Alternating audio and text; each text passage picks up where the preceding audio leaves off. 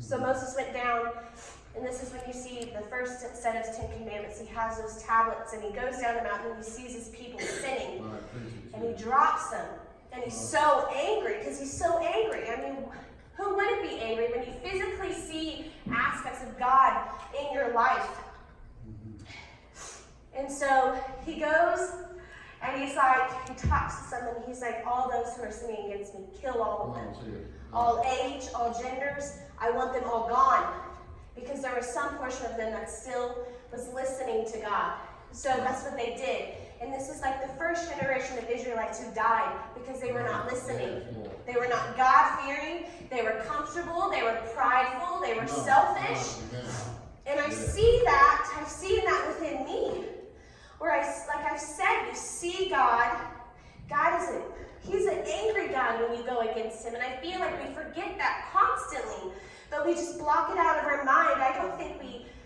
I never initially think I am going to rebel against God. I'm not God-fearing. But when you look back at the situation, it's just I'm disgusted with myself that I actually began to take control of my life. And I really wasn't God-fearing. Because God is angry, and you see that when Moses struck all those people down. So, this comfortableness is the key of what makes our selfish beings and our selfish hearts, and what makes us sin, what makes us prideful. And we get angry at ourselves because even when we're in that comfortableness, we still cry out to God, and we're wondering, why are you talking to me? Why am I disconnected from you? But it's because your vision is, this is the life I desire.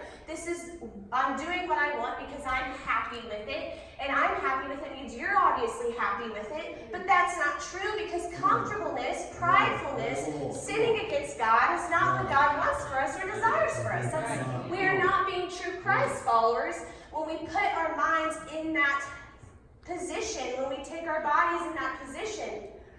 His desire for us is to wholeheartedly follow the law, teach the law, read his book, and walk in faith towards the plan he has for us. And I feel like that's a scary thing, and I know it's a scary thing. I think it's scary because, like I said, I don't physically see where I'm going to. And I think that's what makes God such a God. We are not supposed to know the answers. If we know all the answers, then why is there a God? Right. And so we have to take one step at a time in faith, and pursuing, and seeking, and taking out those roots that hold us captive to what makes us comfortable, that holds us captive to makes us sin, and we need to take them out. And that, I've experienced that. Recently, I had to do that. I took control of my life. I have taken control of my life for 4 years. For 4 years, I was sinning against God, but in my mind, I was manipulating the situation to myself. I love God. I do. But during those 4 years, I loved God, but I wasn't fully there. Right. Because I was doing what I wanted to do. Right. And I was making myself happy. And in my mind, I justified, if I am happy, that makes God happy because I'm happy.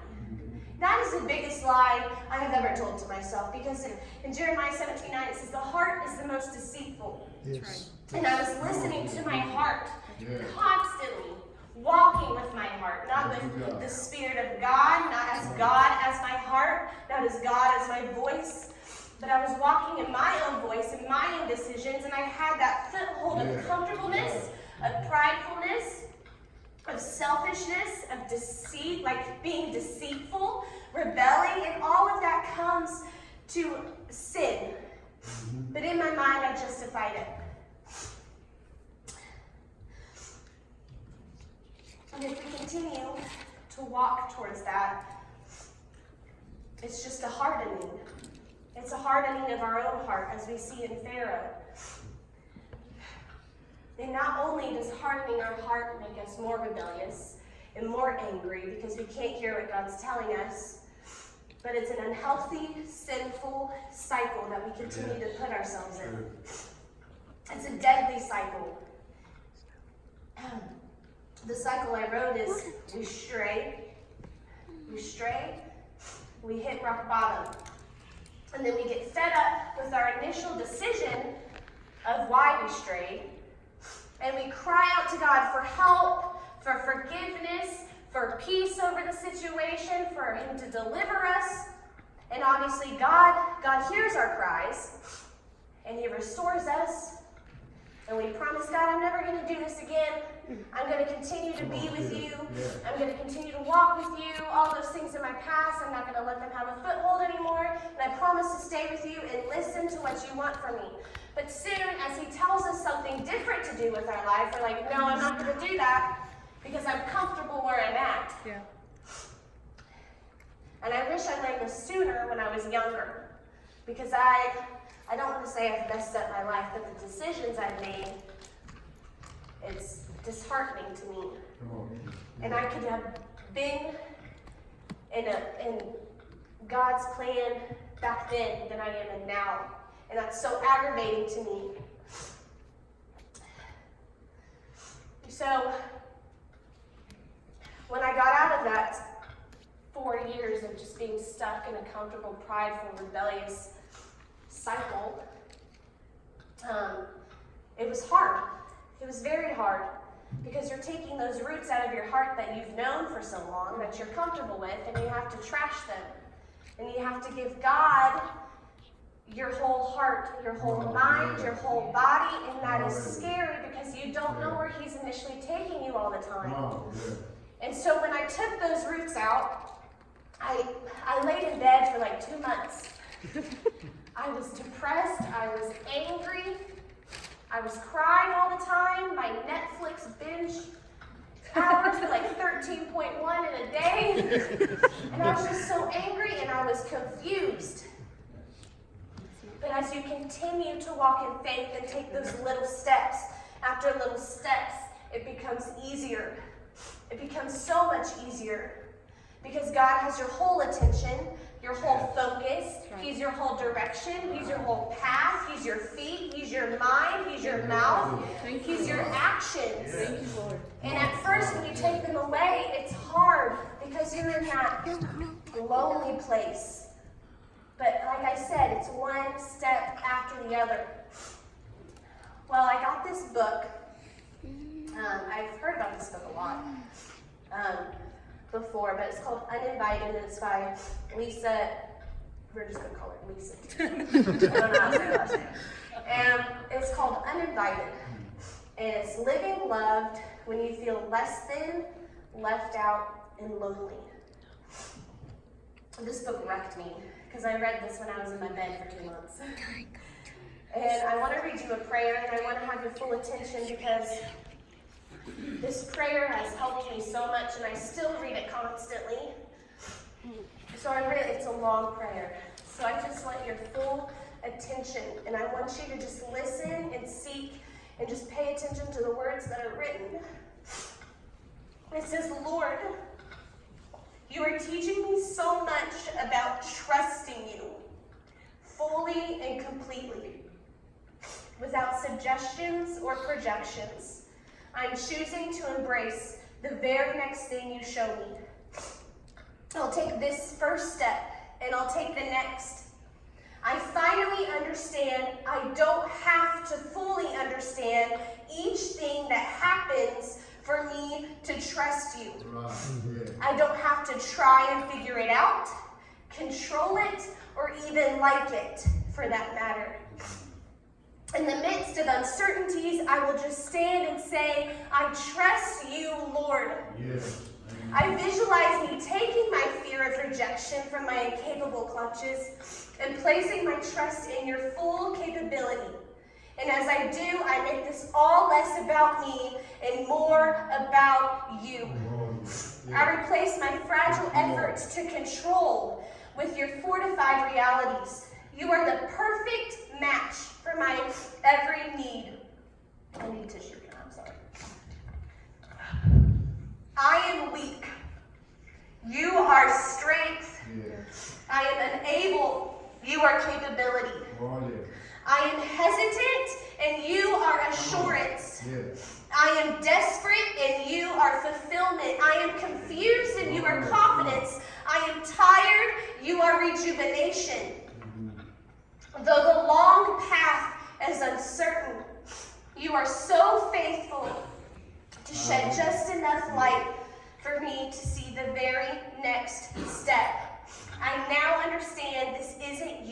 being mysterious. Hallelujah.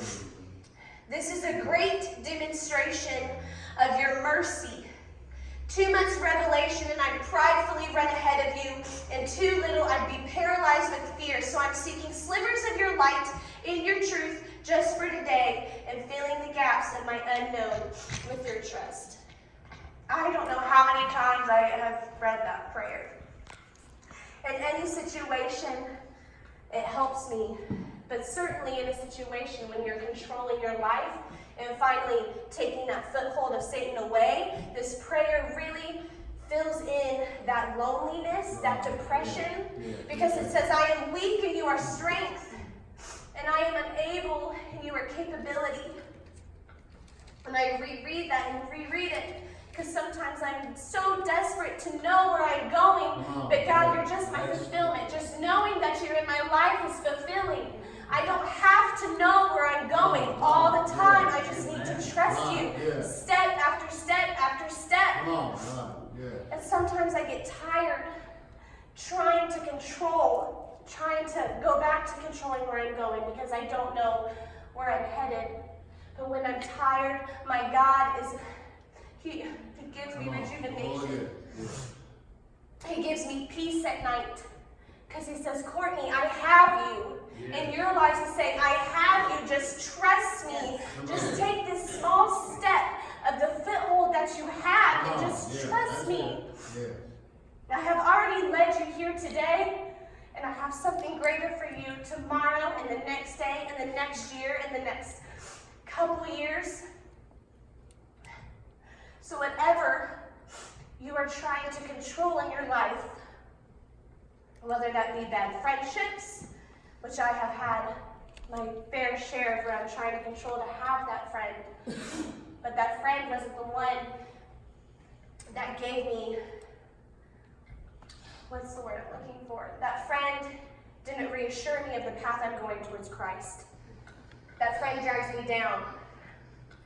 But when you let go, just let go of that friendship that's bad. Let go of that relationship that's bad. Let go of the addictions that you have. Let go of the controlling and the prideful and the selfishness mentality that you have, because it's exhausting. It's physically, mentally, and spiritually exhausting, and you just feel like you're just dead. But my God fills in that gap. And he helps me, and he walks with me. And sometimes I don't hear his voice all the time because he's carrying me. He's carrying me because I need it during that time to say, Courtney, I have you, just keep walking. Right. Yeah, thank God. So, thank you, Lord. Thank you, Lord. I want us to let go of that controlling cycle that we have, because we obviously see God within every aspect of our lives, within our families, within the walls, within worship, within camp. But you can't just hold on to that for a month or a day. You have to hold on to it as a lifestyle. And it does get tiring sometimes because you don't know where you're headed. But that's why it's called faith. So, I am opening this altar up. I've never said that before, that's kind of cool.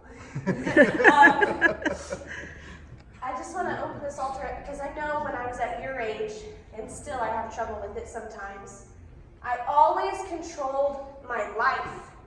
I controlled who I wanted to date. I controlled where I'm going to school. I controlled what friendships I had. I controlled everything in my life, where I was going, where I was headed.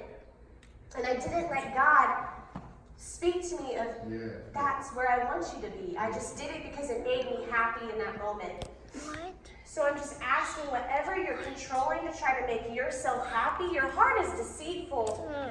Don't try to make yourself happy, because 100% of the time, once you do it, it doesn't make you happy. It may make you happy within that day, within maybe a few days, but once it's over, it's not satisfying because it's not God ordained. So I'm asking, if any of you are trying to control anything in your life, I ask that you just finally give your pen to the Lord. Quit trying to write your own story, because your story is not going to end to your promised land, to your God's plan, or to even the kingdom of heaven. Because pride and selfishness and just being comfortable and knowing that you're going to do what you want to do, it's a sin. It all turns around to sin. And that doesn't lead you to the kingdom of heaven. So I'm going to pray, and if you feel like you need to come, I ask you to do so. Oh, praise God. God, I love you so much. Thank you, Lord. And I feel your spirit in this room right now. Yes, thank you. There's a stirring and there's an uncomfortableness because Yes, God. people try to control their lives. Bless you, Lord. Lord God, that's just a hurt. Hallelujah. That's just a painful cycle. Yes. That it doesn't end up glorifying you. Oh, It doesn't. Thank you, Lord. It doesn't, God. Hallelujah. Yes, Lord. God, I just pray for everyone in this room right now. Hallelujah. Thank you. And pray that they're on the right path that they need to go. Yes. I'm praying on whatever roots that are holding them captive. I'm praying that they begin to trust you.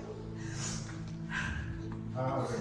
Whether that's just living in a bad life, Thank you, Lord. whether that's just an addiction holding, whether it's bad relationships, Yes. whether it's they just want to do what they want to do in the meantime that doesn't glorify you. God, I just pray that you take those roots out of us. God, keep us going towards the right path. Yes. Keep us seeking you, glorifying you. Yes, Lord. God, we give you full control, and I give you full control. The pain is yours.